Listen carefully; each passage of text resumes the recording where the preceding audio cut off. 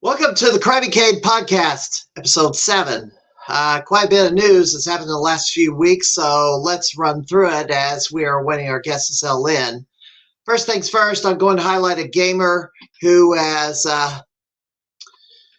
passed away earlier this week, and here's the trading card he had, Brolylegs. What is remarkable about this gamer is that he was born with a severe disability where he had to have a specialized wheelchair where he could not sit but had to lay chest down, and despite all odds, he found a way to play video games using his face, not so much his hands, and became a very good Street Fighter player and was proficient with Chun-Li. The nickname was inspired by the Dragon Ball Z character, as he was a fan of the series. It has been profiled multiple times in previous years. ESPN did a feature on this gamer. I would go check it out when you can. I never met him. I chose to give it a mention here since I've done more in the fighting game realm recently. He would have been quite an amazing character if he was in the Chicago area and played in the Blade Wars tournament. I know Combo Breaker is a big deal every year as well. Unfortunate that he's no longer among us, but his story will be long remembered. Mike Belgum passed away at age 35. He's on trading card 332. He also has card 2183, which is about his autobiography, My Life Beyond the Floor. So we have reached an anniversary this week, and not one to be celebrated, as this was the week 4 years ago when the country and the world was almost completely locked down to the emergence of the COVID pandemic. I've always been against how the government and medical experts and officials responded, and 4 years later, pretty much every action they took was wrong. From being totally ineffective in even slowing down the spread, to using the pandemic in a vile, vicious, un-American power grab, to Big Pharma exploiting it to acquire vast amounts of wealth, mandating uses of products that didn't protect anyone from getting sick, vaccines that didn't work and actually killed some people with fatal side effects, to wanton and deliberate violations of basic civil rights like freedom of speech, with the government colluding with social media companies, the repeated censorship, the gaslighting of people like me and others calling this out, to the individuals who treated others like trash because they didn't put a mask on. All of this, I am angry and bitter over what went down. The people who did this to this country, the politicians who exploited the pandemic for their own financial and political gains, while some of them have been voted out of office, there are many who still have not paid any price for their misconduct. The state in which I live in, the governor should have been fired. Should have never been reelected for what he's done. And these people cheated a lot with the restrictions they imposed on everyone else because narcissists don't give a damn about anyone but themselves, and because they have the power to make the rules, they can break their own rules and get away with it. And yes, 6 feet. Dr. Fauci admitted it just sort of happened. There's no science whatsoever behind it. That pisses me off. He should be in prison right now. He's committed numerous crimes against humanity, and nothing's happened to him. What's been proven beyond a shadow of a doubt, there's 10 lessons that were learned from this. Leaders should be calming public fears, not to stoke them. Lockdowns do not work to substantially reduce deaths or stop viral circulation. Lockdowns and social isolation had negative consequences that far outweigh benefits. Government should not pay people more not to work. Shutting down schools was a major policy mistake with tragic effects on children, especially the poor. Masks were of little or no value and possibly harmful. Government should not suppress dissent or police the boundaries of science. The real hospital story was underutilization.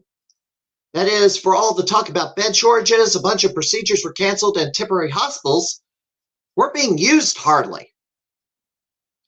They should have protected the most vulnerable, that is, the elderly or obese. And finally, deregulate. but don't mandate. Government emergency powers were heavily abused. Public health institutions have forfeited public trust and will have a very difficult time getting it back because they have admitted to their mistakes, and Big Pharma only cares about making big bucks and doesn't give a damn what happens to you after using your products. If you haven't noticed their hard work doing this again after COVID with irreversible surgeries and giving drugs to vulnerable and confused individuals to supposedly cure their dysphoria, we're only making them lifetime outpatients who serve as their cash cows.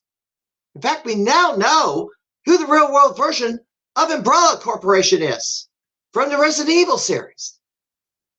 So yeah, I'm not willing to forgive anyone who has no remorse whatsoever how badly they treated other people during the pandemic in the face of every narrative pushed by these corrupt officials who had ulterior motives debunked and proven false.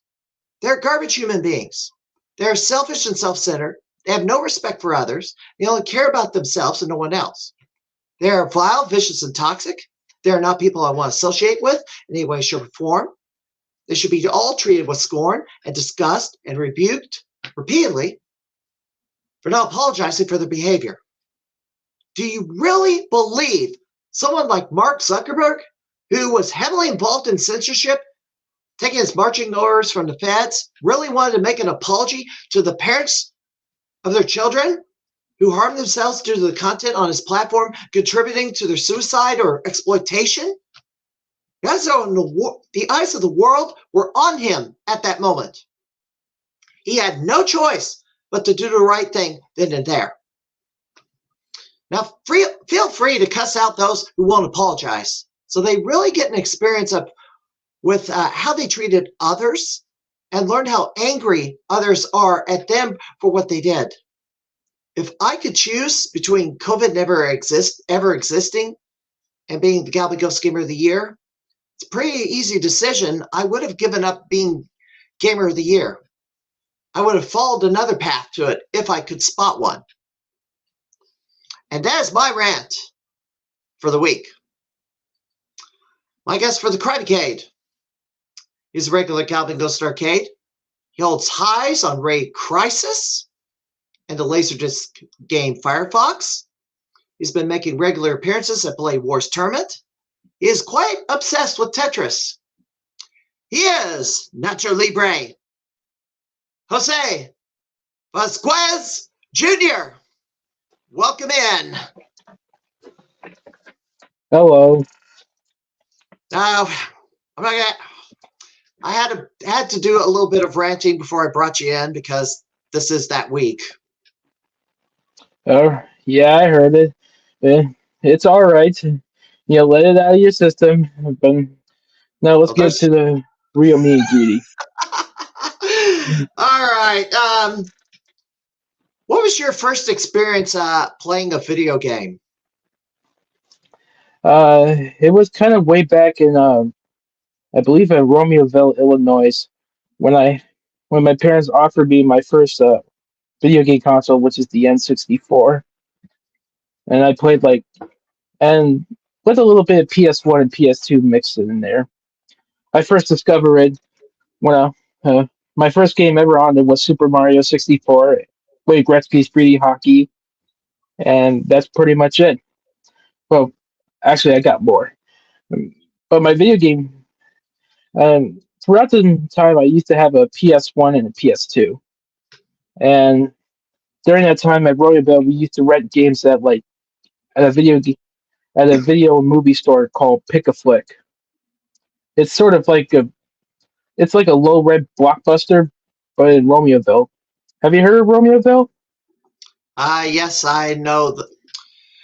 I've heard of Romeoville. I don't know if I've gone through there. Of course, there's a lot of areas of Chicago that I have not traversed because, it's a very dense, populated city. It's kind of hard to get around, especially in dense traffic. I kind of want to stay on the outskirts. I don't want to travel too deep into the city. And, these days, it's not very safe right now. Yeah, yeah. The years are going. Yeah, the years are pretty different from from the past few years. But yeah, when I was in Romeoville, I used to like rent movies and or rent video games. I remember renting a skateboarding game that had like Disney characters, which is I forgot the name of the title, but it was called Disney Skate or something. It was Okay, by the was same it? guys who did. It was the Disney skateboarding game that was made by the same guys who did Tony Hawk, Okay. and you know, and various games like that. And to be, and my first ever arcade, in my opinion, is that as far as I can remember, was when I went to Haunted Trails. And I hear that quite a bit. yeah, um, I my first experience was at Haunted Trails when I first discovered like ice boarding, skate games, like and all of that, and various arcades throughout the years. So I grew up with the modern arcade gaming boom. Back when currently when they had like like ticket games or the Spider Stomp. Uh, yeah, Oh yeah, the stomping. Yeah, stump the spider. Yeah, redemption. One of those redemption games, which I also refer to as kitty gambling. and have yeah, and have you ever had any experience with arcades? Plenty.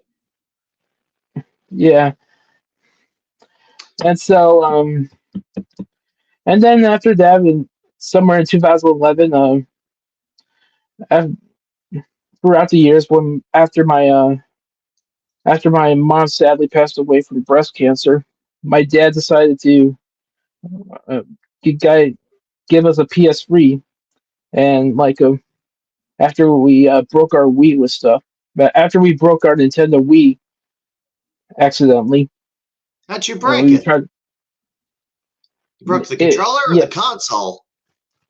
it was the console. It was something wrong with the disc. We tried to find a way to get it fixed through. We tried to call Nintendo services, but me and I was just such a naive kid when I was little. I didn't know how to do it. You know, Okay. Okay. and to fill and to fill in that missing gap before the PS3 Wii era, uh, me and my sister used to play like a lot of GameCube. You know, we play Yeah. like Mario Party and Super Mario Sunshine, uh, the SpongeBob Return of the Flying Dutchman and stuff. Uh, Yeah, I have a you know, GameCube. I have a Wii. yeah, and and during that time, it was so fun. Me and my sister will get mad at each other whenever we win or we lose. Because especially like Super Smash Brothers Melee thing. Even when I visit my yeah, well, sorry, Visit was your I who? stuttering? I Uh, kind of lost that for a second. Visit who? uh, uh, I'll get to that story, but at this, what I'm trying to say is that me and my sister had me and my sister had a great time playing the GameCube when we were little. You know, there are some times where I kind of rage quit and whenever I lost the game and stuff. Does she still play? Because I don't. Have we met her? She ever been to Galloping Ghost? Uh, no, no, she's busy. Oh, My sister was pretty much busy with stuff. okay. Yeah, she has a job, and yeah. So, oh, is that too long to give you my background, or No, you're right. This is your shot. This is your appearance on this podcast. We got a ways to yeah? go. Yeah. I mean, I don't want you to don't short circuit. That's all. Okay. All right. So, move aside of that. My After the passing of my mother in 2009, right, my dad decided to give me like a PS3 after a PS3 in terms of trying to take my minds off of dark things like that's happening that were happening. At first, my dad bought a PS3 for him to watch movies on, and he bought a couple of games with it, like Sonic Ultimate Genesis Collection, Yeah. The Golden Compass, the video game, Medal of Honor Airborne, and and I when I played but I played like Sonic's Ultimate Genesis Collection on it first, and I was immediately hooked. And playing various different Genesis games that I didn't grow up with, and then off and throughout the year, and then during that time, I was watching like retro video game channels like the Angry Video Game Nerd, Classic Game Room, Yeah. and stuff. Those those Watching those videos, I was never grow up with those old school games like the Sega Genesis or the Super Nintendo, but I was just infatuated by them by watching these videos about old school video game consoles and stuff. But I never actually got to play them. But it's just so fascinating of watching them, and I mean,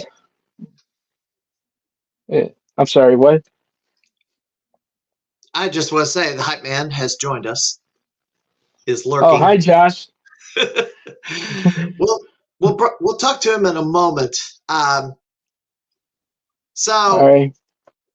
so you played the classic stuff on the PS3 that made you want to play more of the 8 and 16 era games. Um, Sort of like that. Uh, that and the Namco compilation games on the PS1. Uh, What's your favorite? Um, it's hard to describe, but I can name a few. Uh, Pac-Man, obviously. Uh, Right. Bosconian and Toy Pop, and many others I could think of at the top of my head. But that would drag this interview for too long. I could go on. It's all right. Um, so what was the first arcade game you ever played? Was it Tetris? Why? Why? No. Could it be like? Could I say where I played my first arcade game on a console or an arcade machine? Is Arcade that machine, okay? yeah. Yeah. Um, I think that I think that's sort of like an I believe House of the Dead 3 on the PS3 is my first on during my trip at Las Vegas. Okay. You know, that was a very fun game. You know, very back in the day, I used to play like the House of the Dead on my PS3, and, Yes. and as well as the fourth House of the Dead. But actually playing it at the arcade itself with those big green shotguns feels way different, uh, Yeah. and, very unique, and very different from when I played on the PS3. Because, like I said, I I was introduced to these arcade games on my console before I discovered the actual arcade machines. Right. Mm, Right now, yeah, oh, you have two house highs at the Galloping Ghost. Ray Crisis, which you claim was an accident. I don't know how. You beat yeah. me. You beat my score. I've not been able to take it back. Yeah, like I said on Brandon's stream, man, I would tell you the secret, but I'm not gonna tell you. I don't know about this. I don't know if there's really a big secret. It's just getting a chain together, and it's easier said than done. Yeah. Oh yeah, the chain. That's what I think of. Hmm. The But other before day, that, oh, go ahead. uh, Firefox. Fox. Yes. Apparently in Firefox, the goal of getting the highest score is to really shoot all the detection. You know, those swirly red things like the detection to avoid Yeah, getting caught. That's how you score the big points. yeah. I've tried to shoot them, and I like hit it dead on, and it doesn't register. I don't under. Yeah, It just bugs me the heck. It's like I hit it. I hit it. I hit it. Why is it not counting? yeah. I think they probably changed it, but I'm not sure. Like I said, I haven't touched the machine for years, but I haven't touched the machine for like months. I'm sorry, years ago. Was I been GGA? No, I haven't. But yeah, I haven't touched that machine in like months, man. So Well, it's in I knew Canton right now. It's yeah, not it's on in the floor. Canton right now. Yeah, but I do notice when I did play it again, I'm pretty sure it got a lot harder to hit them. But then again, I don't know. But I do know that it kind of got a lot harder to really hit the center target of the detectors. Right. Yeah, but I was gonna say, hey, my first ever arcade before I ever discovered the GGA, in 2021. You know, after you know, in 2021, when the pandemic, subsided a little bit, you know, late January, I went to Prince Arcades. You know, after I discovered like various videos of arcades of on YouTube, I decided to get into to go a little nostalgia uh, trip. And so the first closest retro arcade place I could find was called Prince Arcades in Bolingbrook.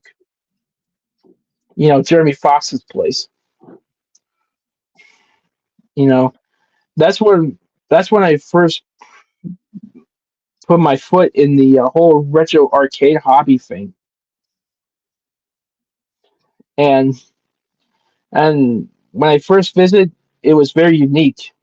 There's like the old school arcade machines that I never discovered as a child because like I said, I was born in '98 after the whole big art craze of the '80s died before my time. Yeah, I lived through all that. Kind of 84 was the when things I kind of hit its low point. Then about a Hmm. year or two, things started coming back. Of course, I didn't never stopped. I just uh, still collected, but I probably had to shift to the computers and had to hunt for stuff. It wasn't easy. Of course, I was still a teenager, not still teenager going to high school and junior high, and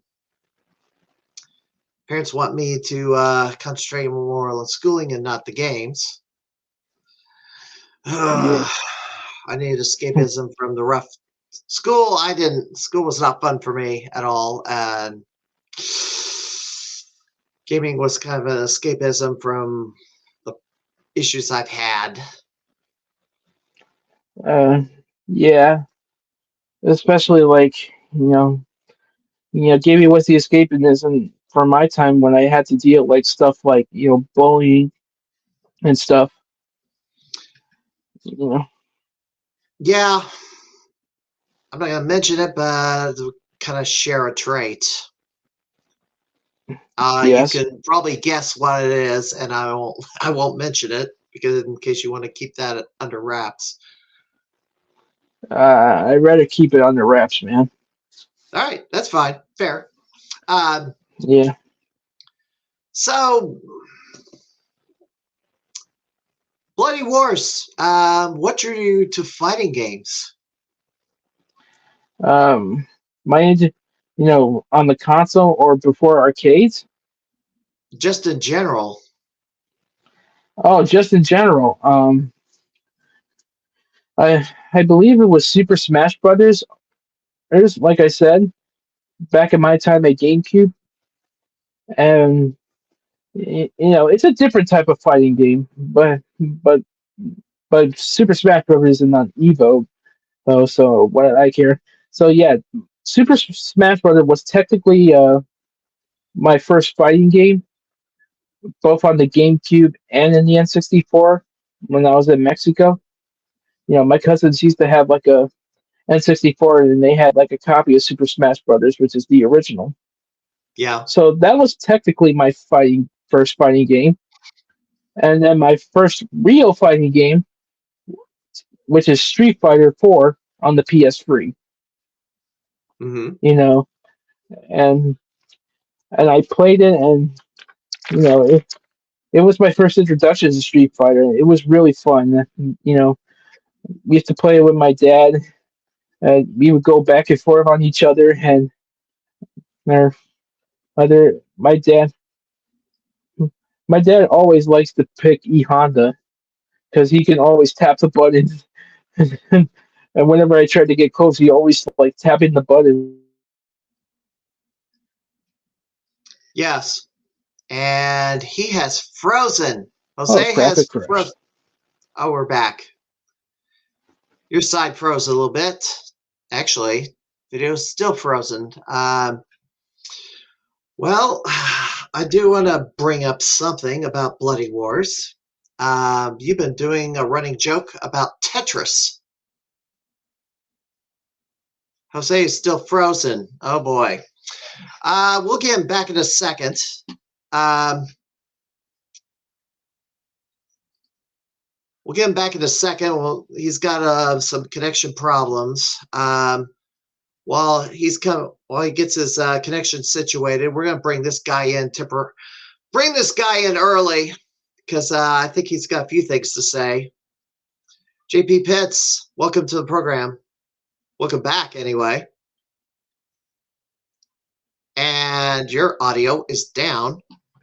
Looks like Jose. Can you hear me? Up, Jose's back. Hey Josh. Hey Steven. So you got your connections resolved, I hear me? believe. Yeah. Barely. Yeah, there's something wrong with the Wi-Fi, but I switched it back to 5G, so it should be good. Anyways, Steven Lucas and Jose Velazquez. What's poppin', boys? First off, I just want to say, what's poppin'? Good. Glad that you brought me on here on your little Crimeycade podcast. Really appreciate it. Jose, I was actually thinking about you earlier. I was eating because I know you had the little mask of Nacho. I know that's part of your character. I was eating nachos not too long ago. Huge shout outs to my bloody manager, by the way. So, anyways, Yeah. on top of Let's that, get to that at some point, but I guess we're skipping ahead. Go ahead, do what you do, Steven. What's going on? Well, we'll save the Nacho Libre stuff a little bit later, but I guess since you brought it up, Jose, that's the character you play. Tell me about that persona. What made you adopt it? My adoption of the Nacho Libre persona was when I first, going back to when my dad bought his first Blu-ray player. He bought a movie called Nacho Libre. It was a movie that, it was a movie that was never talked about out in the theater, but it gained a cult status on DVD and whatnot. And my dad happens to buy a copy, and my dad and me and my sisters and my family would watch it endlessly throughout the years, and it was hilarious. It's about a guy who always loses every match, but no matter what, he always perseveres, and he finally wins that one match. Kind of You like know, last Joe wins his one match against, I guess he beat Gabby J. Was the only guy he ever beat. yeah, The Mulkey brothers somehow won a tag match against some, I guess, some masked duo from the West Coast. Basically, they slipped on banana peel and got themselves pinned. yeah. Sounds like some It's nice it's wrestling. yeah. It's sort of like a Nickelodeon version of Rocky. You know, I'll you bet him. know. Josh will be at it back in. He's getting his stuff situated. Yeah, it's like a Nickelodeon version of Rocky. I've never seen the Rocky movies, but I do know what the Rocky movies since my dad saw the fourth one, but I kind of got the gist of what those movies are. Nacho Libre is basically like that.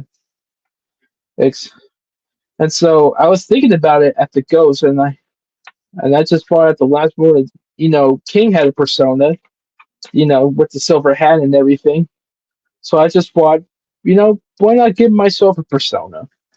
And I just decided to come up with the Nacho Libre character. You know,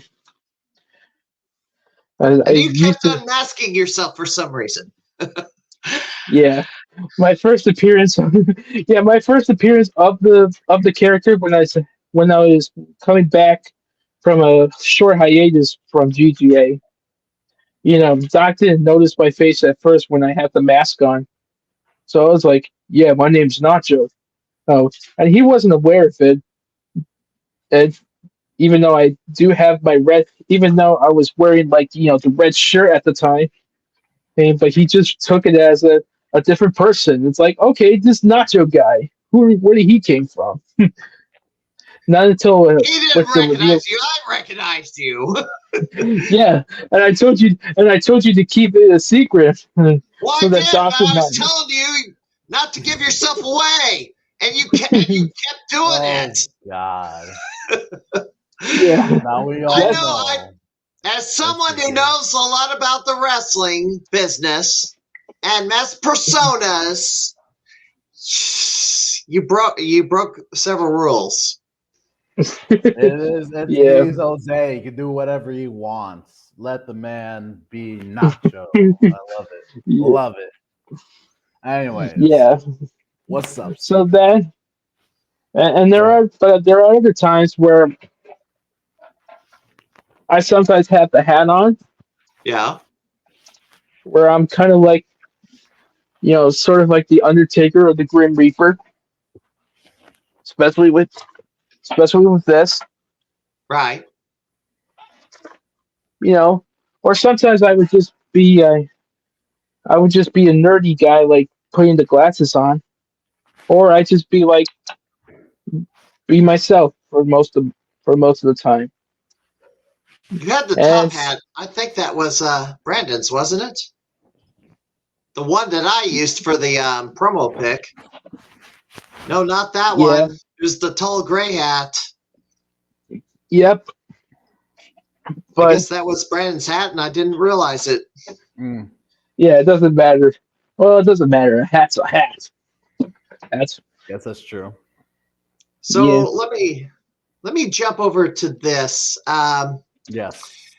What's up, You Steven? I'm keep here. talking about Tetris. I'm gonna drop the volume down. Well, actually, it doesn't even play in the stream. It just plays through my headphones for some reason. I think Oh. it's because Jose was saying that towards me. I think that's where he started all the Tetris stuff. Yeah. Now let me mention where this is. This was this past weekend in Champaign, Illinois. I didn't even know about it. If I knew about it, I probably would have maybe made a drive over there to watch it live. But this is the final. This is the main event. Classic World Tetris Tournament has been traveling around the country. It made a stop in Champaign. Went all day, actually. Maybe 2 days. Not sure. But I didn't see you over there, Jose. I thought you were this Jose, big. what's up? I thought you were this. Aren't you this big Tetris player? No, the thing is, I just brought up the Tetris joke as sort of a dry humor type scenario. I just think of, you know, I decided to give Bloody Wars a little bit of dry humor. So all I did was came up with the Tetris joke and say, hey, it all started with when Josh introduced the grid to try to do a Bloody Wars Oh, games that are let's outside of not. fighting games until he decided at the last minute to make it exclusively about fighting games. So I Yeah. decided to come up. Hang on. Hold it right there a second. That's Yes. interesting. You just said the grid was going to be the first Bloody Wars. Is that No. true? What was No. what? Okay, No. The bloody. Plus Josh started the Bloody Wars with free fighting games, I believe. okay. Street Fighter, Yep. Killer Instinct, and what was the other one? Killer Instinct, Samurai Showdown, MK3, and Street Fighter 4 Ultra. Yeah. That's it. Yeah, he started with that, and it was Josh just, and then all of a sudden Josh announces for the next Bloody Wars games at the time that originally it was going to be the grid, but he decided at the last minute to change it to have the Bloody Wars be exclusively about fighting games. Well, It's so that's funny you It mentioned is. that because I know Nora Vale was throwing a bit of a fit about the grid being drawn in the best of 7 challenge with Gimme and Cardova. Yeah, why I kinda- did you put it in? Because it's kind of a semi-fighting game. It's got major connections to the Mortal Kombat, and it was the last. You see the grid in the background in one of the Mortal Kombat 11 stages, and Sub-Zero, Scorpion, and Noob Sabat are all in the game. You have to input a code to use those characters in the game. It's a very popular could be a one-on-one battle, or it can be a 6-way elimination match or something. yeah, The grid would be a great competition for Bloody Wars. yeah, that happened. So I decided to kind of joking around to say, the next Bloody Wars game and I decided to throw this game in the win. So and and I was like, hey, I bet the next game is gonna be Tetris. And so and I was thinking about that. You know what? This could be a great running joke for the whole tournament. And so I decided to run with it and make the whole Tetris joke be sort of a staple in the Bloody Wars in terms of memes. Right. You drove Josh crazy with that. Sure did. Yeah, yeah, I You did. even presented him a cake. Yeah, Oh, sure I did. Yeah, It I was know you did, Jose. yeah. This whole this whole shtick would stay with me, and I was I was not taking it seriously the whole time. I just it was just me having fun with it. Then funny thing was Tetris came up as the game of the month for Arcade Wars, and when that was announced, you got the game you claimed you wanted, and I had to poke and prod you to put a score in so we'd maybe have a chance to, I guess, win a round against the other arcades in the world. Yeah, yeah. I, I just said it as a joke. I didn't really mean it literally. Yeah, but if you talk about it, if you, That was I more mean, of a it was your coincidence. time to prove how good of a Tetris player you were. And it's like the put up or shut up time. I put my score in. I think somebody, I don't know who else put their score in that particular month. In fact, I probably got to pull it up and look. I can't remember. But I didn't even bother looking. All I know was I got like 104 something. That was no bueno. 104 points. Yep. Yeah. All you had to do was make a line. I mean, good grief. Yeah, that's pretty bad. Yeah. So Jim yes, it was me, Jimbo Slice, and Jose. We put together a score of 81,867. Of course, we used a warp bonus, which is valid. But over in Wisconsin, Jim Patzer puts up a score of 435,000 to take it home for the Garcade. Just destroyed the competition. In fact, I wonder if Jim Patzer would be at this competition, the Classic World or the Classic Tetris World Championship. That'd be up his alley, wouldn't it? Probably. Who knows? I'd say so. So I got a little bit. So I think I've gone through the Tetris stuff here, but the guy on the left ended up pulling out the victory. It was a best of 5. I don't know the Huff's real name, but he pulled off the victory and took home a brand new gaming computer. So this was at the University of Illinois Champaign. Yeah, he took home a nice little machine to play video games on and do his homework, I guess, if he's a college student. Yeah, there's even a movie of it. Yeah, we had a. Oh, go ahead. Yeah, no, I was about to say. I said we also had a movie of it. The Tetris movie. Okay, I remember that. I heard about that. We had a Tetris player last week on the program, Paul Tessie. Yeah, and a kid who like once you see Tetris on NES. Well, crashed the game technically. Yep.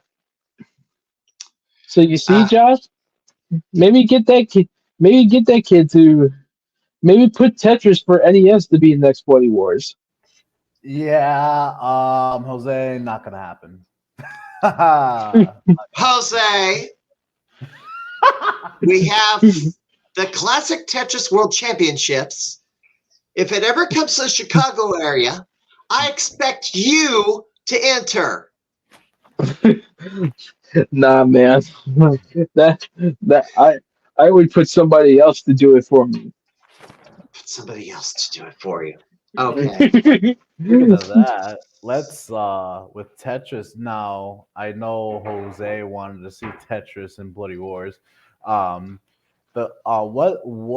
What Stevens got on his list was a little concerning. Was with he got was it Street Fighter Puzzle Fighter? Why? It's not a fighting game. Hey, you drop the blocks and you make the characters on screen beat each other up. Oh my god! It's connected. It doesn't mean you're going to use it in a tournament. It's just used for the best of 7 challenge, or just kind of a hardcore fighting game. Like it's a subset of all the games at Galloping Ghost Arcade. Go You ahead, know that. Jose. Actually, Super Puzzle Fighter is not a bad idea. That's as close as you're going to get to Tetris. Mm. Pretty No, much. I wouldn't even put that in still. Would you Okay, put the yeah. grid? How about the grid? Nope. What about Never again. actually better yet, Pulirura? That's not even a fighting game. That's just a walk and beat 'em up. Well, okay, Pit Fighter. Pit Fighter, there's no versus mode. There's no versus mode. It has to have a versus. If you can't fight each other, if you're fighting against a common foe, I mean, that's not really a one-on-one fighter. That's why, which unfortunately I have to remove Street Fighter V from the list because it's a one-player game for some reason. I don't get why. They say, oh, we got to link two cabinets together, but what do you mean you have to link two cabinets together? Why can't it support two players on the same control panel? That doesn't make any sense. So, Yeah. Steven, I actually got to leave in a few. So, what is it that you brought me in here for? Okay. So how many minutes you got? Like a few. Okay. We'll just get to the gist. You had a proposal. So since you're here, I thought it was a little intriguing. So I've given you the opportunity to broadcast that proposal to everyone. Sure. First off, I just want to give a huge shout out to DSP. What's up, DSP? Good to see you on the stream chat. So, you know how this is. Best of 7. You've beat me once. I've beat you the second time.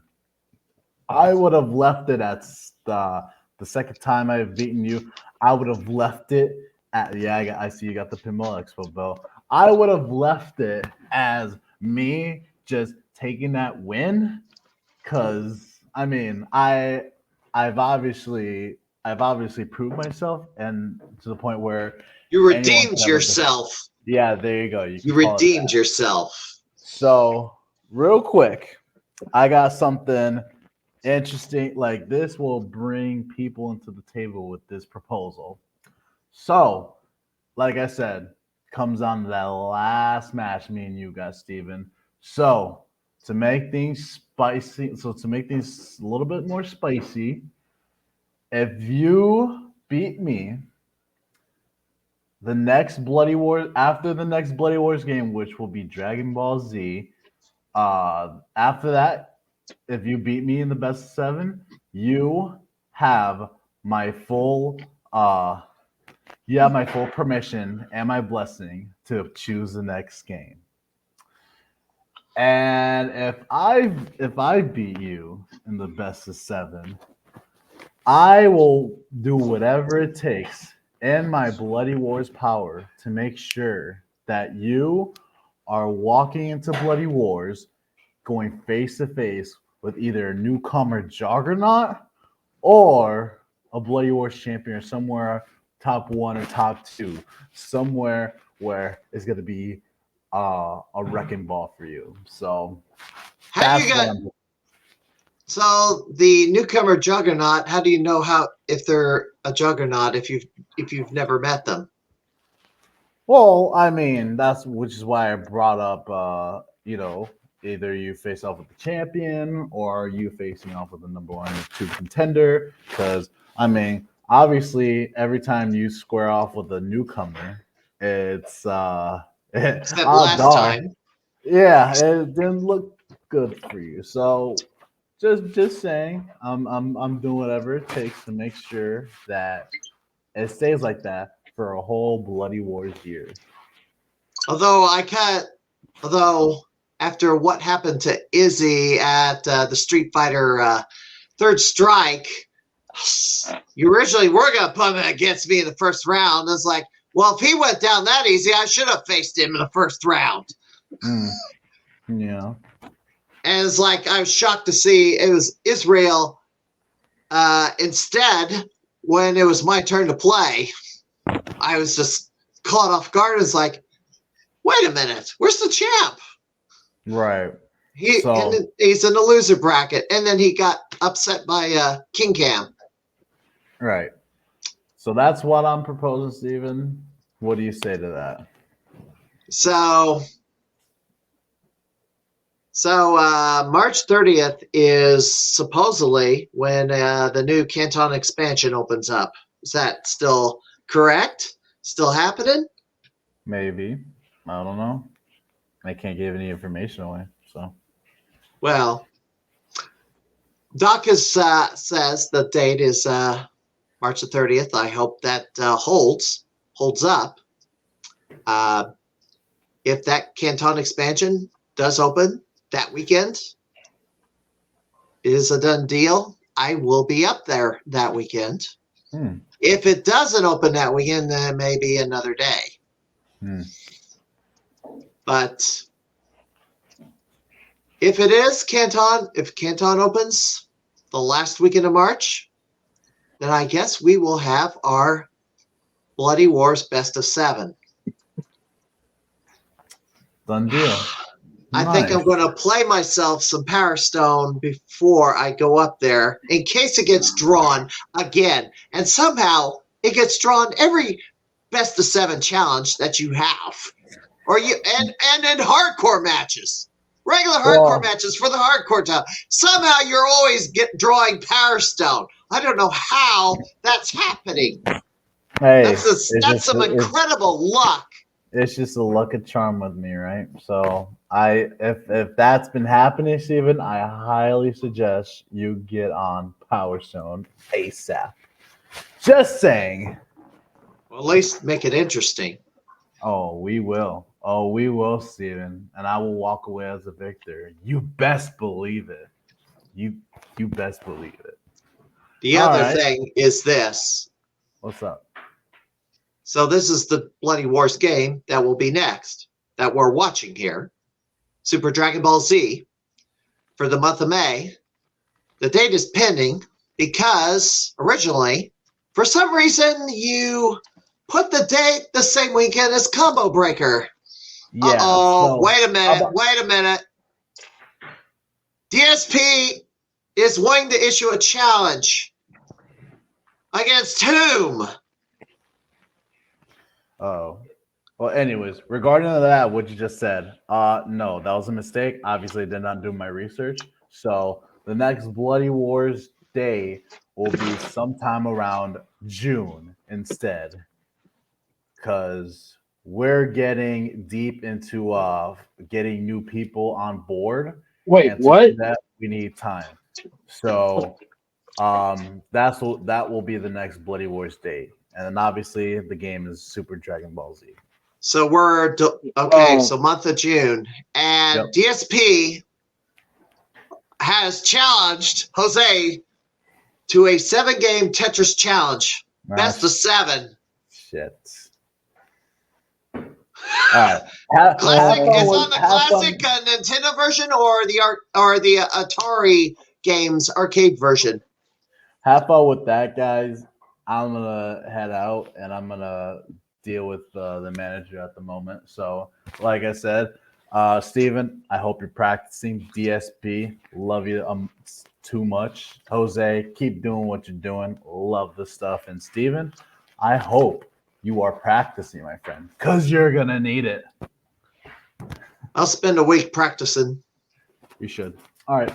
Have a good night, guys. All right. All right. See ya. All right. I'm gonna drop him off. Okay. So you've been challenged by you know who over there. Yeah, DSP. No offense, but I got something to say about that. Okay. And hide this. This is and I just want to get into something that's been in my mind recently about my experience with GGA. Originally, when I went to GGA, it was all about discovering every single arcade from top to bottom, and I was gonna come back like every month. Back in 2021, my whole idea was to come back like every month to discover every single arcade that was in the building at the time. You know, Yeah.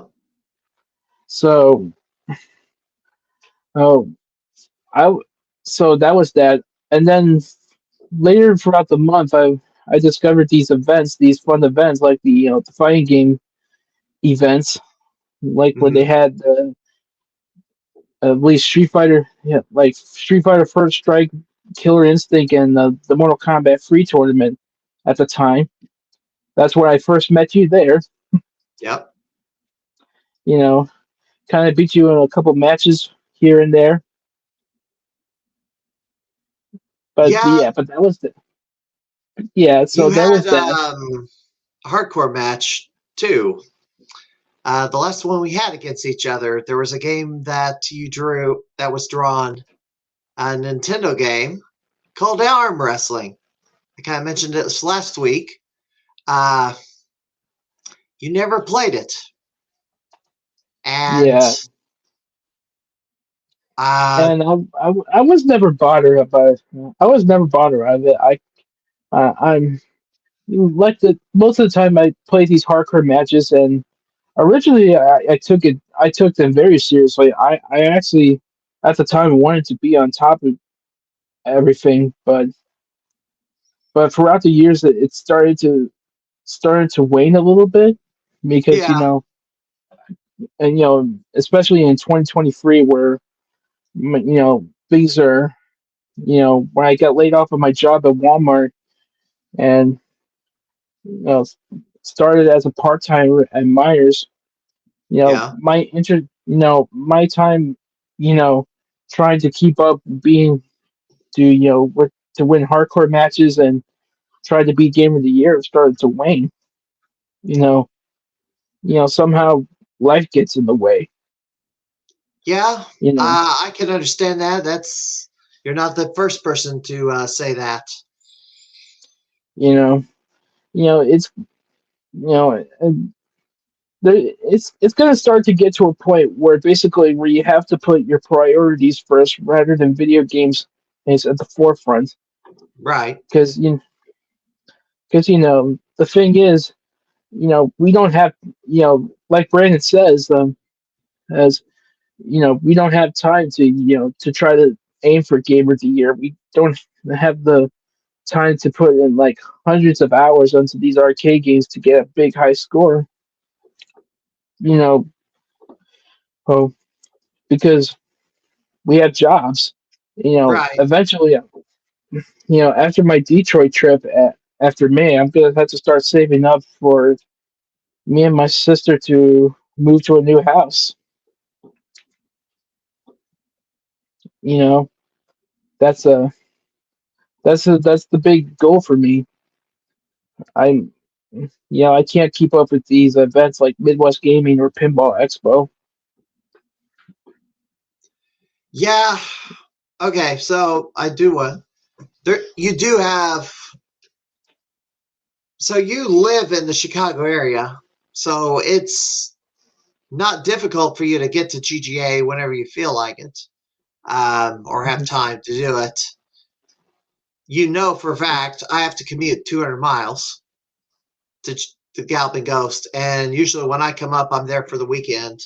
Uh, yes, I have employment. I work 5 days a week. Of course, Mhm.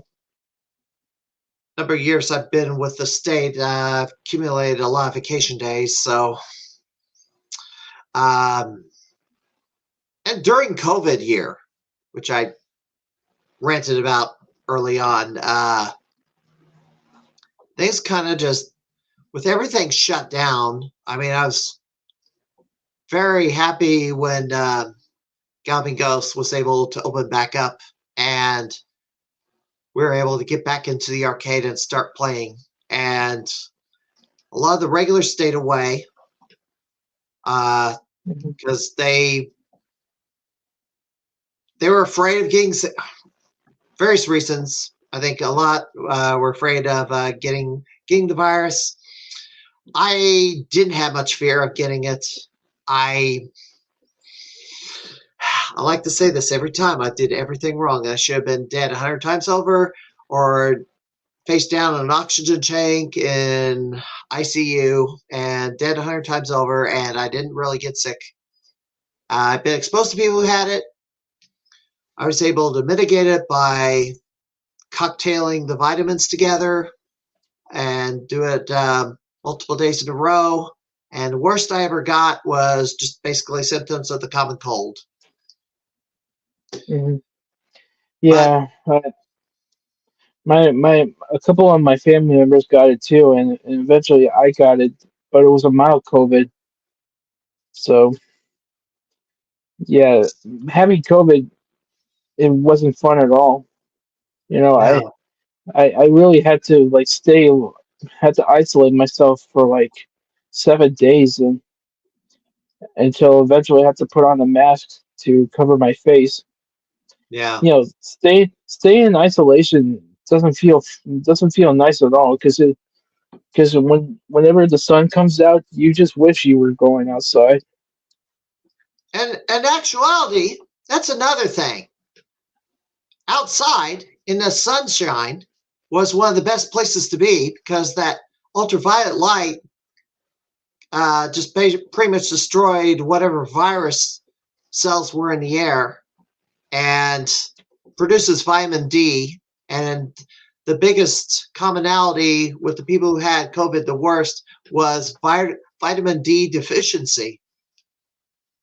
And Uh, taking those vitamins. And the other funny thing, people were emptying the shelves of toilet paper, but they weren't buying any vitamins. The yeah, toilet paper doesn't do much for you other than hygiene or cleaning up after yourself. The vitamins are very important to keep your body healthy, and people weren't taking them. They were just, I guess, in panic mode, buying up all the toilet paper and paper towels and everything. I don't know why.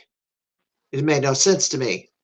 I think people were yeah. just responding to a social media contagion. Uh-huh. Uh, yeah. Again, basically a little off topic, but going back to the outside analogy, the thing is, I love going outside. You know, whenever I come back home from work, and you know, I, recent months I barely touched my Xbox or Nintendo Switch. The, the thing is, whenever work is done, I always love to go outside and in at Chicago or the mall. Oh, probably hang around at the arcade at Round One or the movie theater, or and sometimes going even as far as the Schaumburg Mall. It'd be You know, Woodfield Mall. yep, They don't have yeah, an Woodfield arcade Mall. in there. At least I don't think they do. What Woodfield? Yeah. They have like the interior where with all the pinballs, and they're opening up another one, which is like a sort of a combination of an arcade and esports lounge. Okay. The Pinball Expo rolls around again. I'm going to have to go over to Woodfield and walk through it during the downtime of the expo Mhm. because I had a notion last year because I kept passing by it from the hotel to the convention center. It's like I didn't go into the mall. I just drove around the mall. Now I'm going to have to go in the mall. Yeah, Yeah, Pinball Expo going to be a big one this year. 40th. Probably, and they expanded it, added another day. But you say you might mhm. have to skip it. Yeah, yeah. That's the thing. As as much as I like going to Pinball Expo, I decided to just either skip it or trim it down to just only 1 day visit. Yeah. Same thing with C2E2. It's just a 1 day visit because one day to experience it is already enough.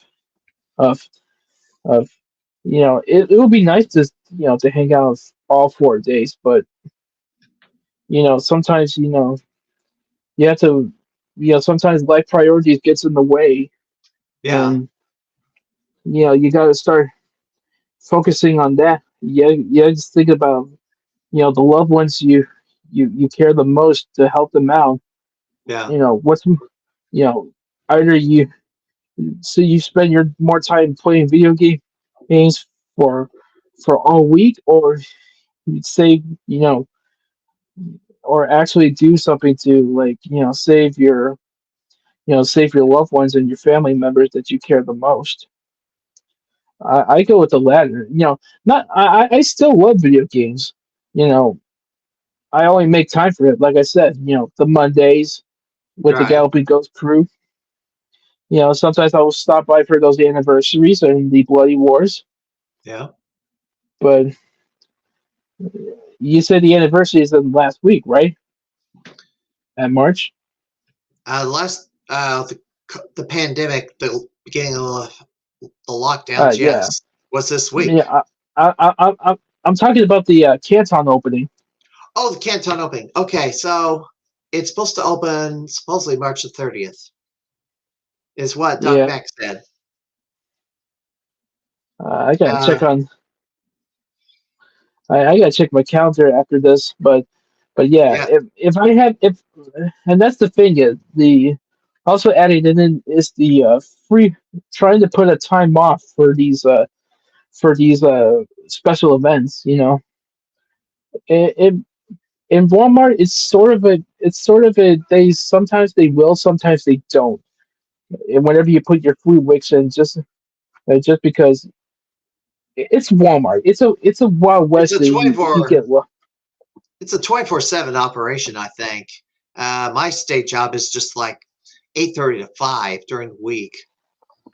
yeah. So it, Yeah, well, like I said, what I'm trying to say in Walmart's case, that it's sort of a hmm, it's only when they feel like they're in the mood for it, because sometimes they want you to work because they want you to do it for their favor, or they don't. But for right, Myers is but for Myers, that I feel they're more cool with it, unless my manager starts to kind of notice what until my manager starts to notice it that it's too much, and she there might be come to a point where my manager will not approve it, yeah, even if I put it 3 weeks ahead, because they want you to come into work and make up all these hours. And sometimes right, they would do that. Sometimes they'll make you work on the other day, like either a Friday or a Monday, to make up for those 40 hours. right. Um, yeah, and I got a Myers and I got a Walmart. We got 3 Walmarts in this town. Uh, Yeah. My Walmart shut down in Plainfield last year, yeah, like I said. So I it's had to busy. transfer. So the Walmart only that only exists in my area is in Shorewood. Hmm. Yeah. Talking about the saving money for the house. So in my case, I buy the year to year. I buy a year pass, and I only have to come out 20 days to 20 days make up the if I just bought 20-day passes, that pretty much equals the year pass. And then after that, everything's it's just whenever I can get up there. um, so I just pretty much renew every June. My trips up there to, yeah, playing at home once I got out of this wrestling crap because I was putting so much time into that. And then stupid little immature children with their flaming hot pokers stuck in their rears, running around, just ready, who are just ready to lash out at people. Just Yeah, that's the thing. through a That's the typical. thing. They're those kids just put up an image thinking they're tough. those kids on TikTok or on YouTube Shorts. They just put on an image to think they're tough when in reality they really can't. They just complain that they can't do it or they're just too scared. They act physically. They put themselves off as this big, tough, unstoppable monster when but their mentality is pretty much the equivalent of a glass jaw. And then they throw all these wild temper tantrums about not getting their way, or their, I guess, political causes don't go their way. And of course, Chicago had all this nonsense, all the crazy stuff happening the past few years, which is why Yeah, I want to go deep into the city. yeah. And that's the. I think that kind of leads into the topic that I want to say about about personality for me, Right. and with a little bit of an image. I think the thing is, for me at least, I I I try to be care even if you're like a very hardcore skilled player, or even if you're a casual player who just got a couple versus like a couple of world records or just at least one world record versus a hardcore gamer who has 100 thousands, if not Like billions, of world Andrew. records. Like Andrew Yeah, and Pete. yeah, yeah, like those, you know. But all I want to do is try to keep it to introduce a friendly persona, or at least be a genuine person, to respect, their accomplishments and everything. Right. Especially, you know, I once encountered a kid who says that his entire goal is to get one world record on a single game. And I told that kid, like, like if you got that one world record, that's something to be proud of. You know, if and just focus on that one game, and you'll get that world record. You feel proud of yourself. You know, and if And you you have got to the pick the right urge, game. You yeah, got to you pick the gotta right pick the game, right game. too. Yeah, you have to pick the right game that you're good at. You know, that you want to focus on. For right now, I'm focusing on Ghost Squad and focusing on a game that I'm really good at, and possibly try to get a world record on. You You're know, going to have tough if you, competition against one Fat Chris Bulcher. yeah, He's going to be your toughest opponent. Although there's a lot of shooting, a lot of light gun games that the house high isn't really that high. yeah, yeah, you know, you know, basically one world record for in my view, one getting one world record is actually a special is a special thing than trying to get 100 world records, because it's something that you want to accomplish for yourself rather than to feel proud for yourself rather than just trying to appease everybody. And I just I just act a genuine attitude towards both hardcore and casual people. You know, like I try to, you know, I'm more of a laid back, like a genuine person. Yeah. That's just how I am. So I would just ask you this. So you're not chasing Game of the Year this year. Next year might be, I don't know. Well, let's put it this way. I also didn't mention. Before the pandemic happened, I never thought I could win Gamer of the Year because I didn't think I could, because I didn't live close. I had to commute. I was only like, I guess once a month, not every couple of weeks. Um, I thought it would have been a very difficult time for me to even win Gamer of the Year. Now, obviously, I made regular trips up there. There's a lot I think the game competition for the Game of the Year was a lot stiffer from the years 2014 to 2019. Pandemic, yes, happened. And then, because I had nothing to do, or less to do, I didn't want to stay home. I didn't want to stay confined because a lot of stuff was shut down. I made those trips up there because I had a lot of time to burn. Needed to keep busy somehow, and I just grinded away. And 20, from August of 2020 to August of 2021, it was things got pretty. I had a real fight on my hands. I thought I was on a track to make it serious. Well, I had a great chance, and then all the regulars started coming back. I took a beat down. It took a while to recover. I kind of got back in a decent position. I kind of finished it off with the final statement of winning the side tournament at T20. And then, boom, a week later, the Game of the Year title was in my hands.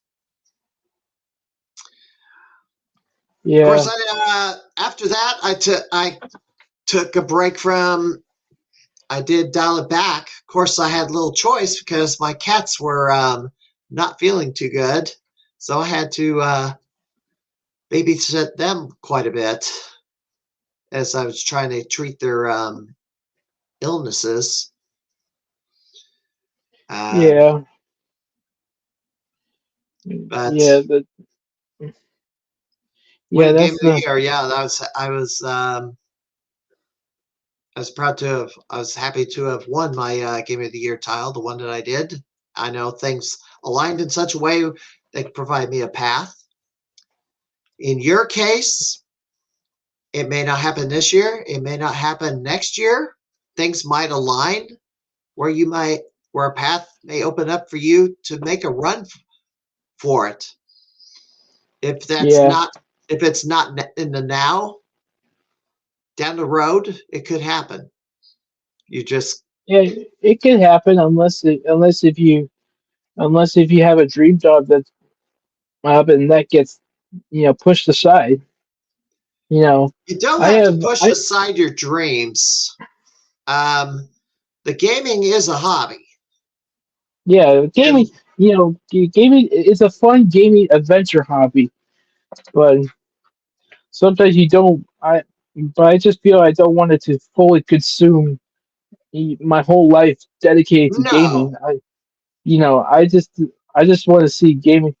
I see gaming in my view is a fun gaming hobby yes, that to take a break from.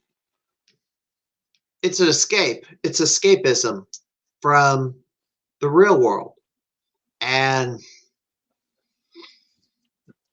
I'm 52 now. How old are you? If you want to disclose it. Um, I'm I'm 25 and no, Oh, I you're wasn't. young still. You're a Yeah, youngster still. You got a lot of time. I didn't win Game of the Year until I was 50 years old. I mean, my yeah, first gaming title was in '92, but that was a college tournament, the Nintendo Campus Challenge. So you got a lot of time to get wherever you need, get the things arranged, your life set up, career going.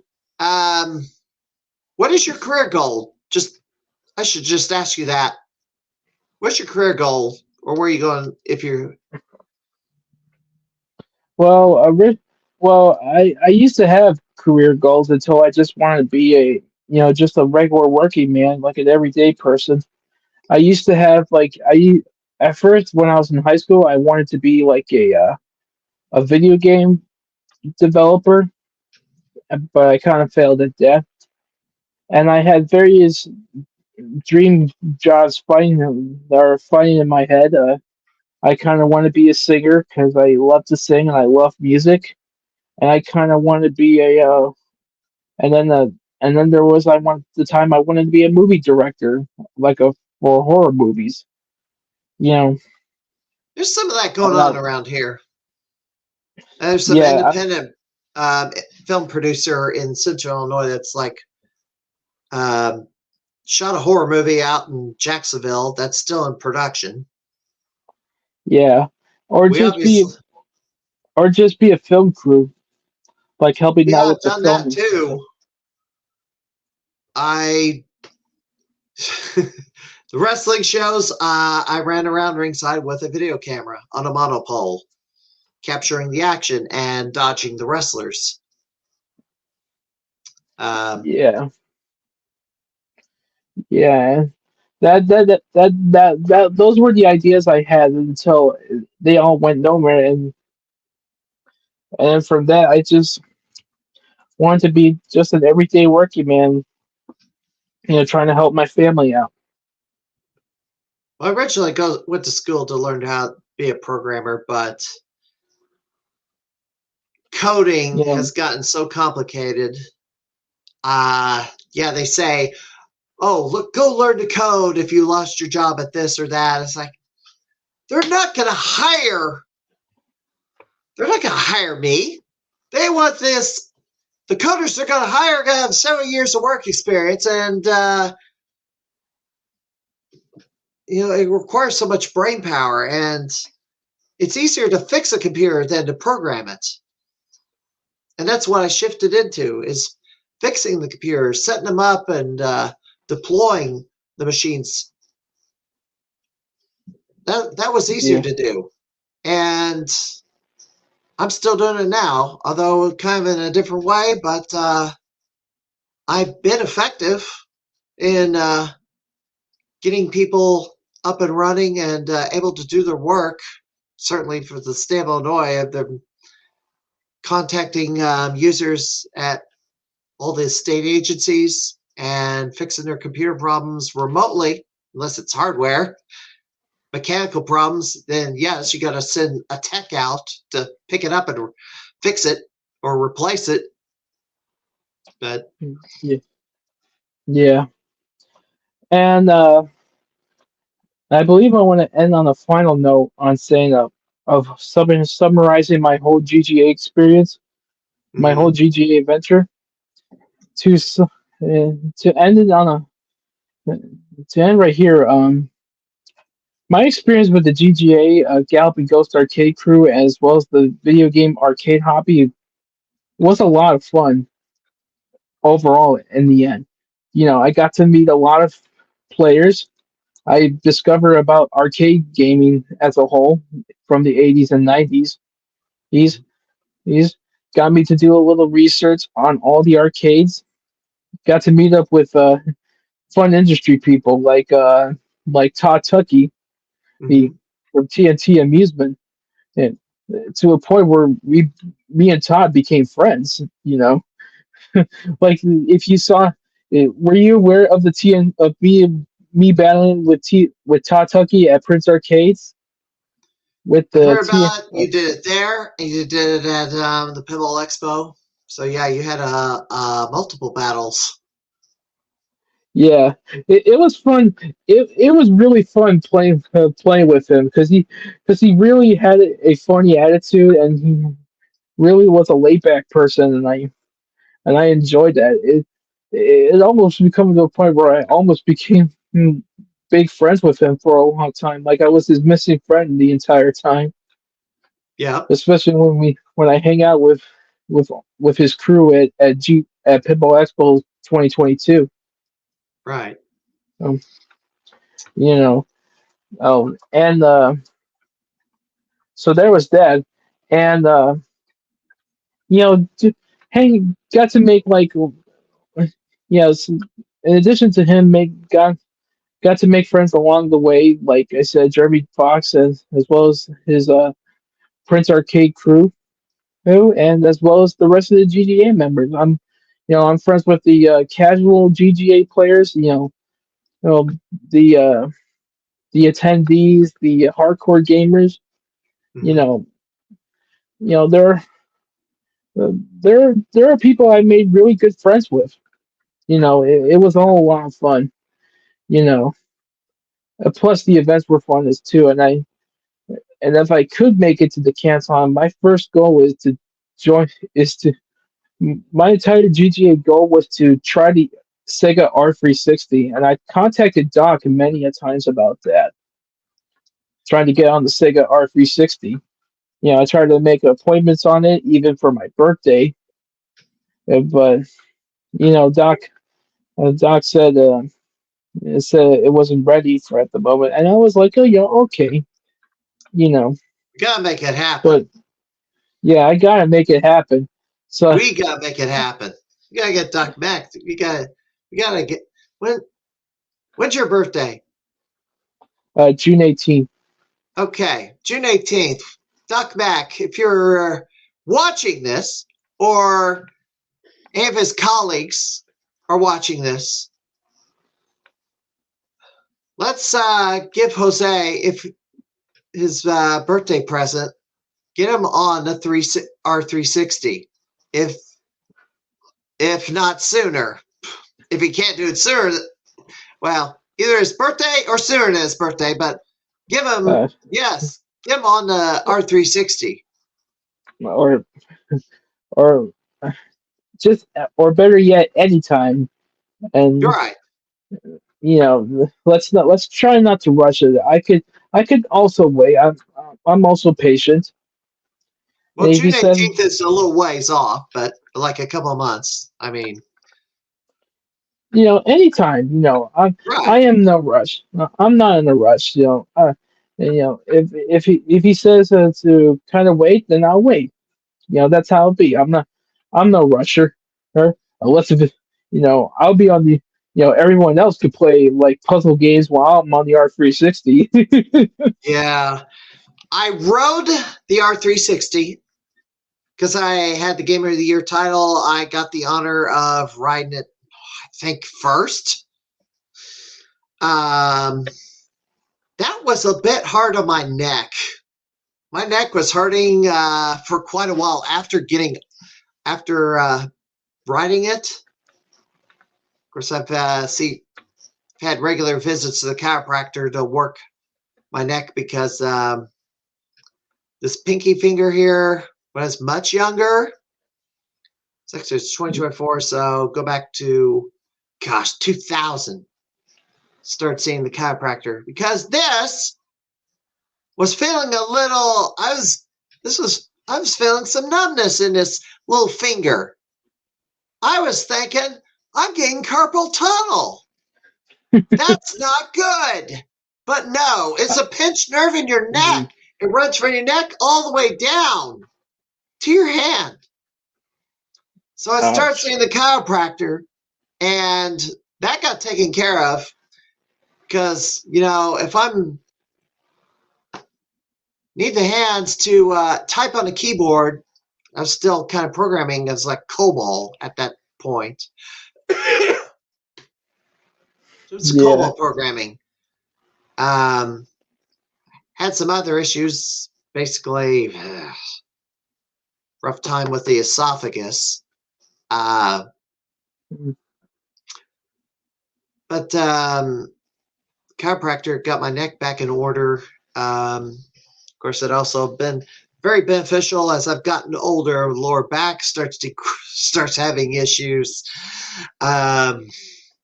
It's been a big help because if you can make adjustments to your body and you don't have to take any drugs, that's good because drugs can have potential side effects and you could get hooked on them. But if you can make an adjustment to your spine that relieves any pressure or numbness, that's great. That's the best way to go. I know you gotta worry about feeling the cracks or get over any hesitation about cracking bones or whatever, but no, he got used to it and then got massage therapy to follow up. Hmm. Yeah. Yeah. I'm kind of big, so well, I'm not sure if I could fit in the R360, but maybe I could. Maybe I can't, but who knows? I haven't got on it. I Fat Chris got on it, so I don't know what the size differential is between you and Fat Chris, but he got on it. Yeah. I don't know if you have to. I don't know what the max out is for a person on the R360, but you gotta get in it first, and hopefully, if you got to work out and drop some weight, then just do it. If you have Yeah. to do a lot of walking, or just change your diet. I mean, I had to do some of that. Yeah. My dad says he once I get insurance. My dad says once I get insurance, he'll probably take me to a doctor to lose the weight. Although this is what I've had to. The diet I was on, we cut out all wheat and dairy, and pretty much went meat, vegetable, fruit. Um, just anything with wheat, avoid.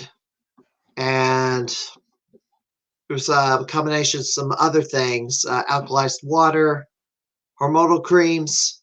Although you're young, so you have more hormonal chemicals in the body. It's when you get older that that decreases, and then it because that helps burn calories and fat cells and everything, um, and also regulates your energy levels.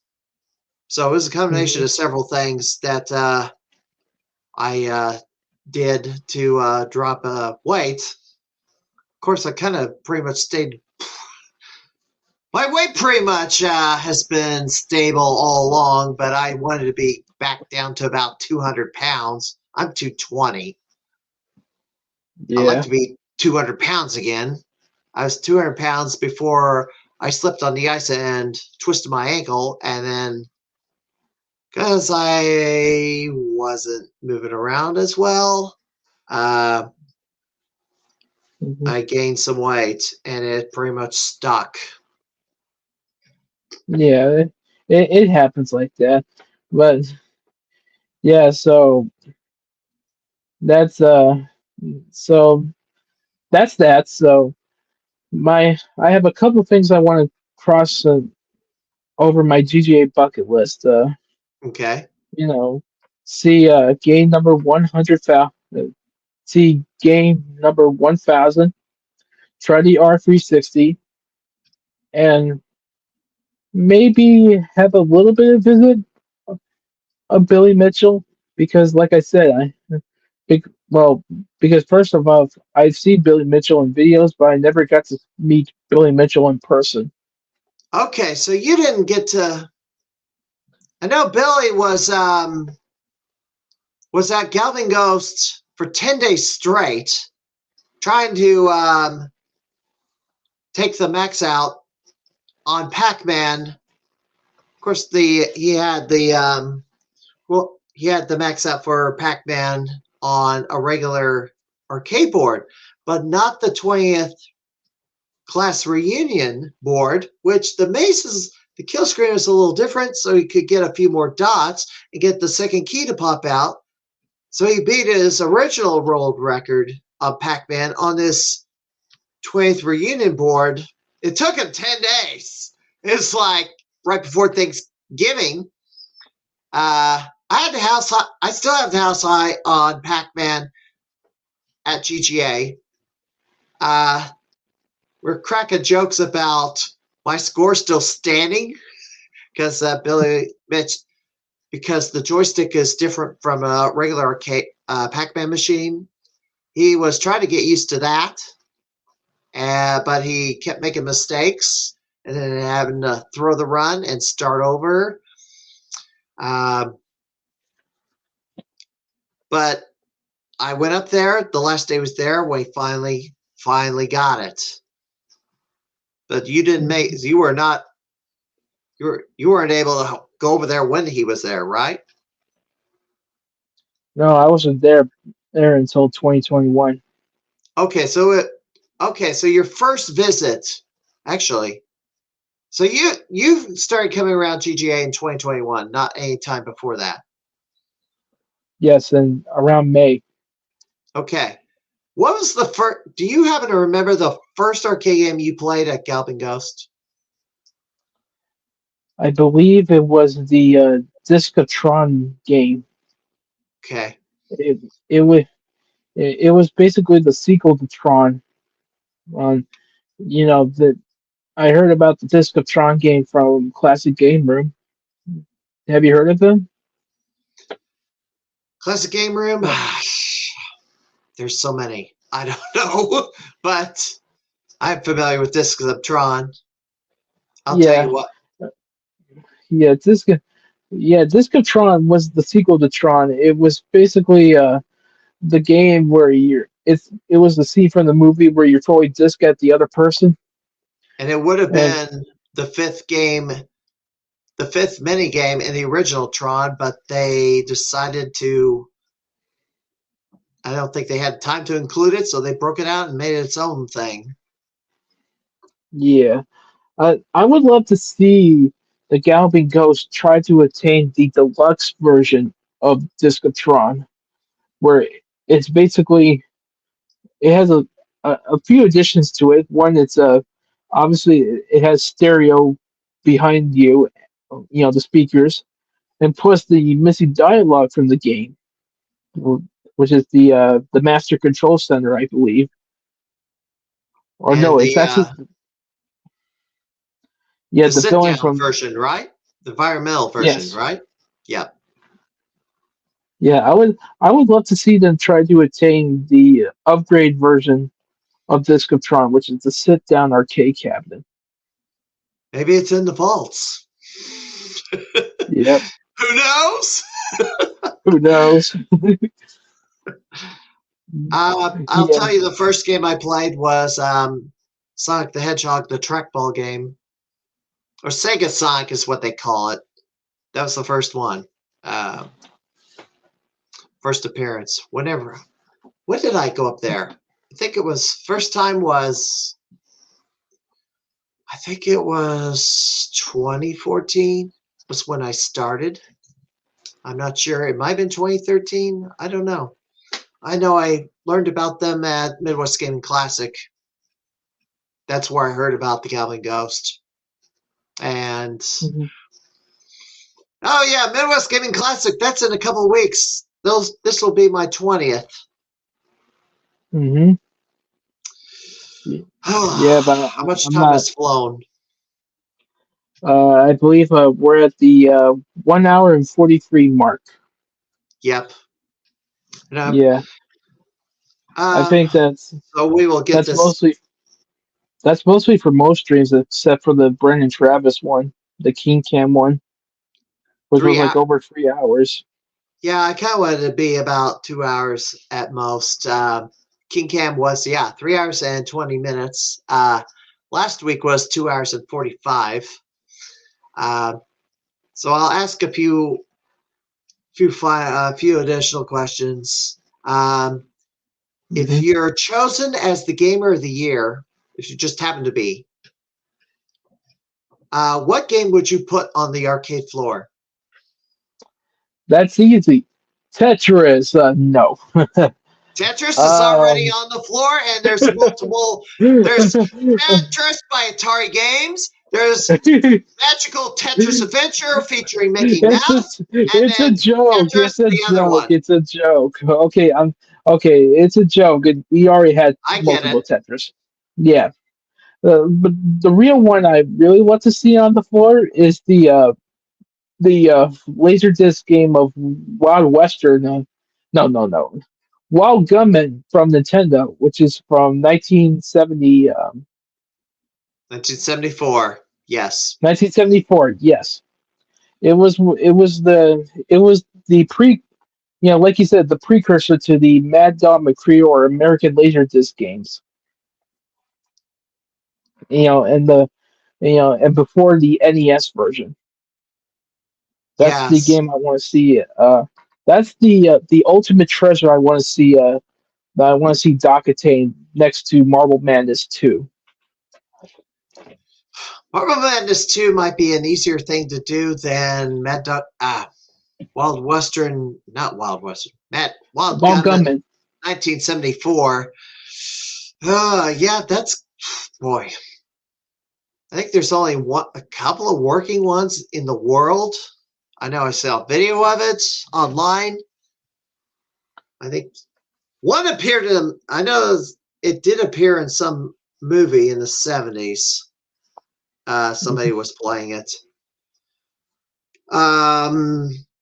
Mm-hmm. Future goals.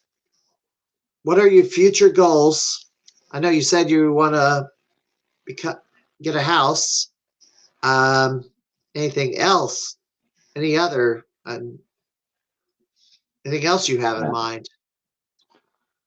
Uh, just keep a healthy financial stability for myself. Okay. I didn't ask you And hardly anything about. Oh, go ahead. Finish. Sorry. no, I think I got enough. I didn't But ask you. Oh, I'm sorry. Go ahead. I was going to let you finish your answer. I know I kind of had jump in too much, but Yeah, it happens. But uh, yeah, that's all I got. I didn't ask you about the wrestling fandom. How big of a wrestling fan are you? When did you start watching, and who is your favorite? um, I don't have any. It's hard to choose because I don't have any favorite wrestlers, but I do enjoy watching the wrestling match. My first ever gathering of a pay-per-view match was with Norbert Vale when he took Mm-hmm. me to his house to see the Royal Rumble. It Okay. was a fun match. You know, got to see many different wrestlers trying to duke it out to kick everyone out of the ring. And in fact, Let's see who these people are going with. in Let me fact, see. Yeah, I load these videos up, so while you're, I never keep going. um, Sorry about that. but I Should have do had watch. muted. But I do had watch move. But I did watch a movie about a wrestler in the WWE called Fighting with My Family. It's That about would have one of the been Paige. Paige. Yeah. Yeah, uh, I did watch. Yeah, I did watch a WWF E movie, and I kind of watch a couple of wrestling documentaries, which is about Dark Side of the Ring, about Owen Hart and the Von Erichs. Right. Yeah, and yeah, that's pretty much it. Outside watching the various wrestling matches, like the Bray Wyatt John Cena match on YouTube, That and Bray Wyatt's passing, by the way, since you mentioned it. That did. I know King Cam mentioned often that that his passing really kind of affected him, and I gave him a pet talk because I kind of, as long as I've been following it and seeing some local names I knew pass away also, besides the national names. Yeah, I gave him had to give him a pep talk, kind of give him advice how to cope with it because I've been through this several times. I've had a few, yes, locally that I've known for years, personally, pass away fairly recently. It's get invested in people, and they're human beings, and we have a lifespan, and we don't live forever. And some of us, and top of the program, we mentioned somebody who could have been in a Blade Wars tournament if he lived in the area that had the you know what? I'm going to throw this guy's face back on here. Oh yeah, Mike Bell. Oh yeah, yes, Mike Bell. yes. Yeah, This, I did watch a video about him on the Street Fighter official channel, and his story was pretty amazing. You know, this guy basically is very disabled, but yet he can still play video games like a boss. yes, I don't think there's going to be anybody like him. This is just a remarkable individual. Didn't know him, but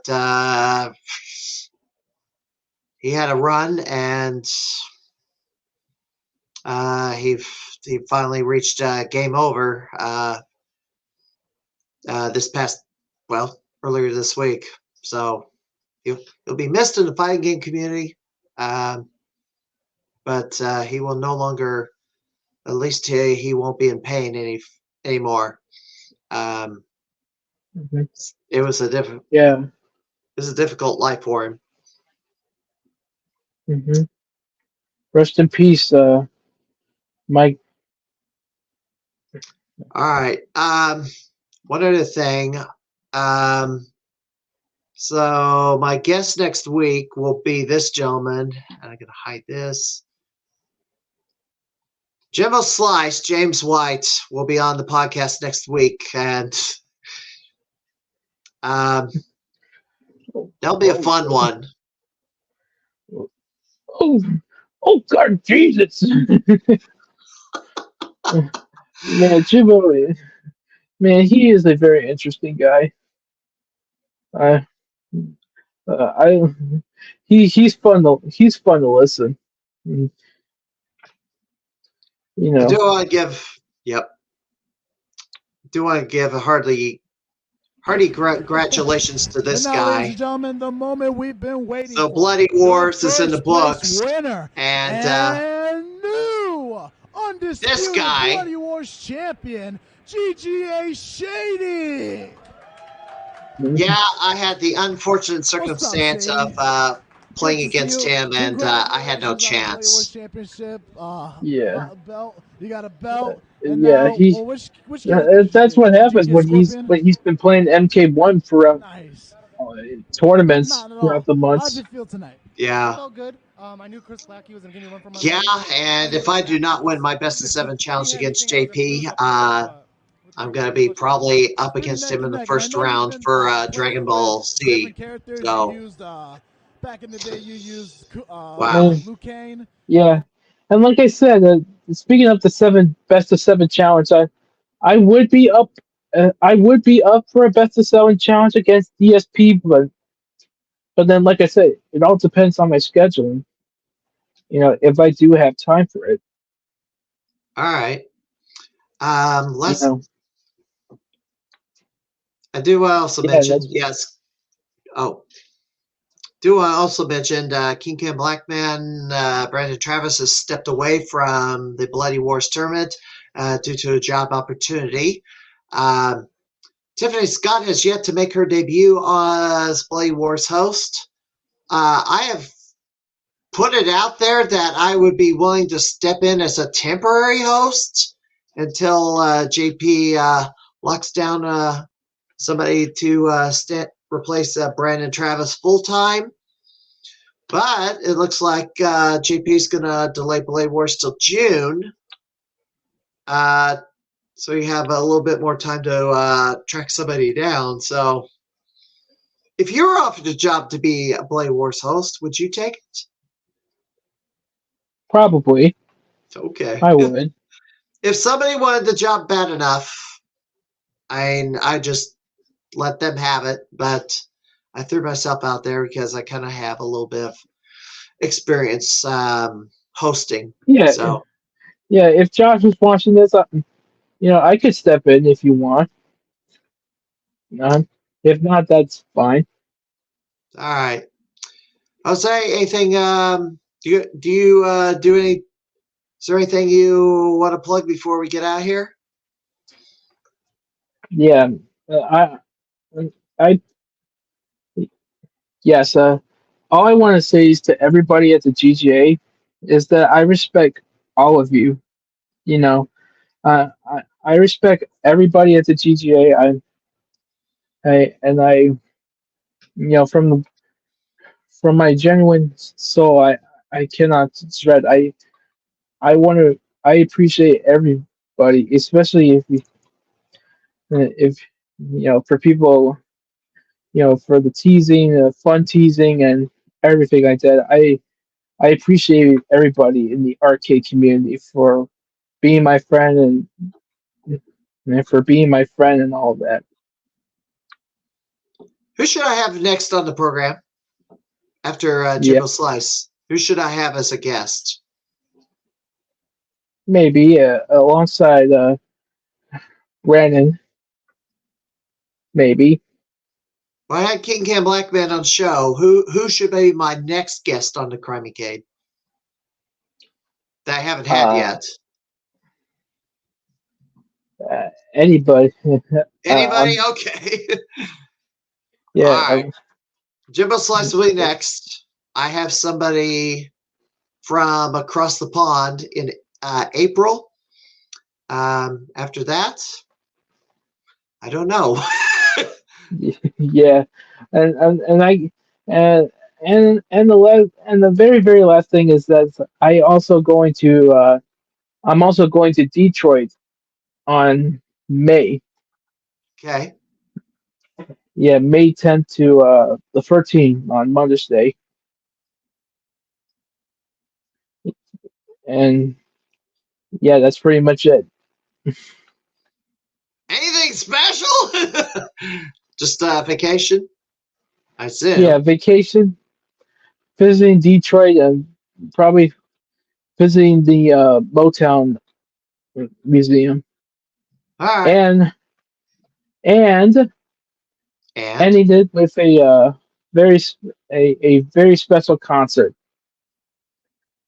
Have you have you heard of get this, Stephen? Have you heard of Hatsune Miku?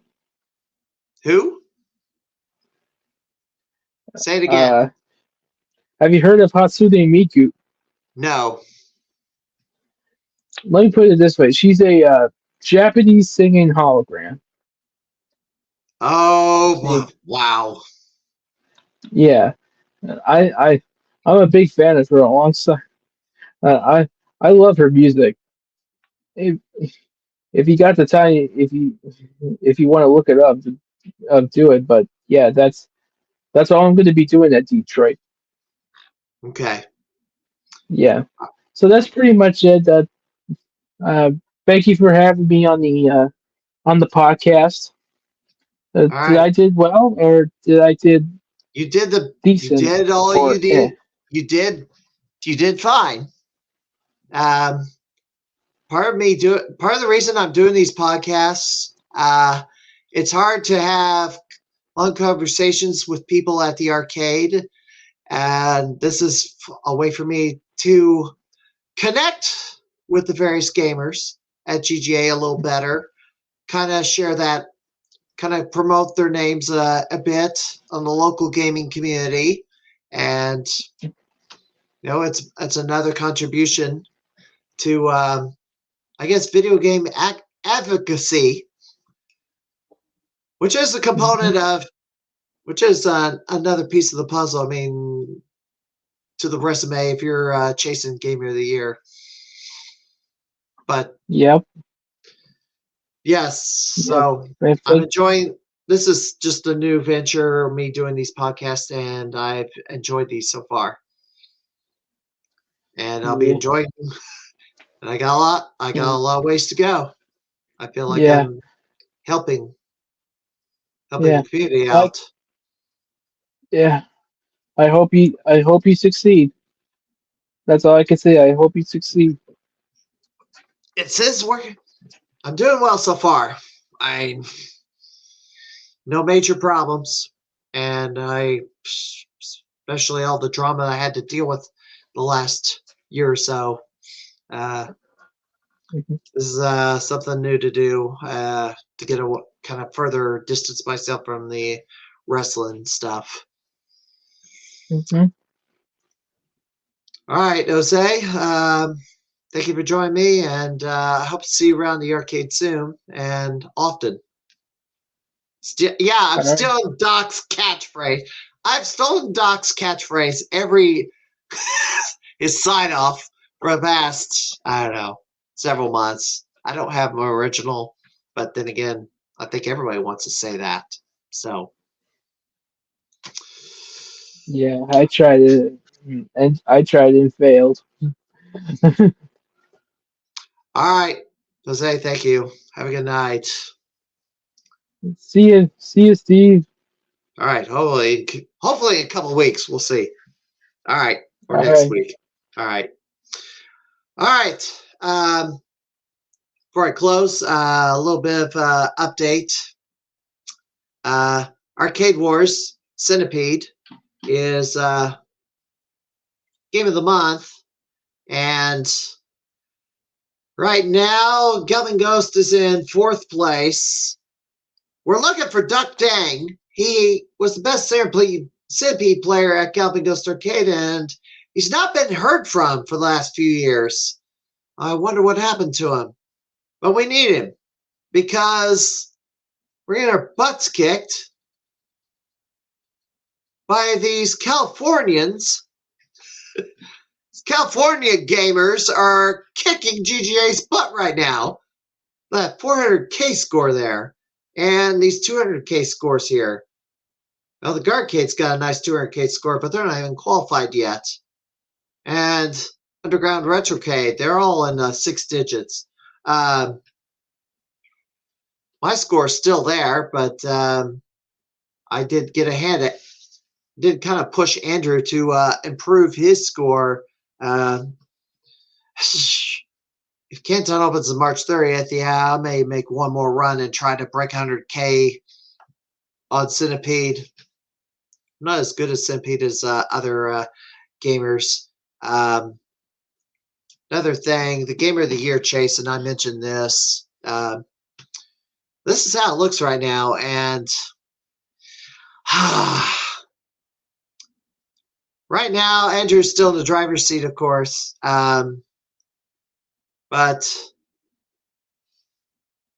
the players from number 9, well, see a bunch of players bunched up from 9 to 13, and it's a bunch of changes are still going to happen. Brian Skillo hasn't even been at GGA in years, and he's backed his way into the top 10.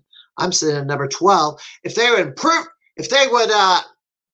approve my riot score, it'd be nice because allow me to kind of start regaining ground. But I don't know what the deal is. It's like they keep adding rules to it, and how am I gonna? I just want to get back into contention because I'm taking a beating. So the scores I had, I lost, and I know Jose says he doesn't. What has other priorities? Well, I'd like to practice more on the games myself, but don't have time. So I can relate to that. But I think I'll wrap this up now. And Turbo! Forgot about that. I lost. Congratulations to Mitch Baker. This was at Dumb Records. This is a high score contest over at in Springfield. Mitch Baker came in the day before the competition was over, took the high at 33,000. I stepped in on the last day and was shocked to see my score was beaten, and then went in and grinded for about 3 hours trying to take it back, but to no avail. So Mitch Baker, and Mitch Baker hasn't really gamed at the, hasn't really played arcade games all that long, but he was good enough at Turbo and defeated me. So there you go. Jimbo Slice, James White, the Galloping Ghost 6-pack title holder, comes in next week.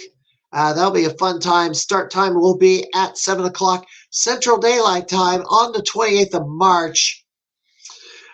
Oh, hope you could all join me at that date. And we'll have a good old time. We'll have a lot to talk about. I know my goal is to match James White Mark as the six-pack title holder. The combination of titles I have to win is different from what he has, so we'll have to see. And that starts with C2E2. I have this belt here. I want to have another belt on my other shoulder. I'm still waiting to see if I will be able to play for that belt at the end of April. But Midwest Gaming Classic, the first weekend of April, that'll be my 20th one, and that'll be a fun time. And they've started announcing the tournaments, and I'm going to be doing a little research on that and preparing for those. And because I took home quite a bit of money last year, I think I want to do that again. So we'll see what happens. Well, that will do it for this edition of the Crimeycade. The replays will be posted at tiny.cc/pwci about a week after this broadcast sits on Twitch, gaining views. I know the last week's program with Paul Testy will be posted on my YouTube channel tomorrow. So, until next time, I'm the Mad Conservative Crybearer, Stephen Lucas. I hope to see you around the arcade soon. Well, just any game room for that matter. But have a good night, everybody, and thanks for watching.